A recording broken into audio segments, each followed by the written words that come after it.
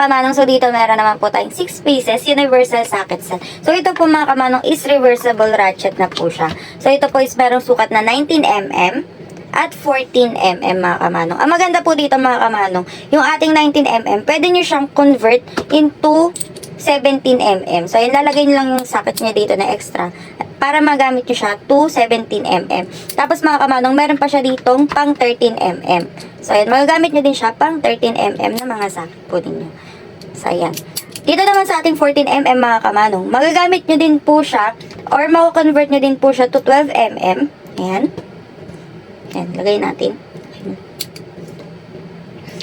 Tapos mga kamanong, meron din siya ditong socket dito na 10mm at 8mm. So ilagay natin yung 8mm.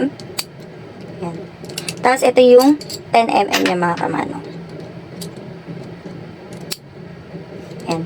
So mga kamanong, sobrang ganda na nitong item na to. Kala nyo maliit lang siya, pero multi-purpose na siya mga kamanong. Kaya naman mga kamanong, kung ito yung kailangan yung item, mag-PM lang kayo sa amin para ma-process agad natin ang inyong mga order. Yun lamang po, maraming salamat!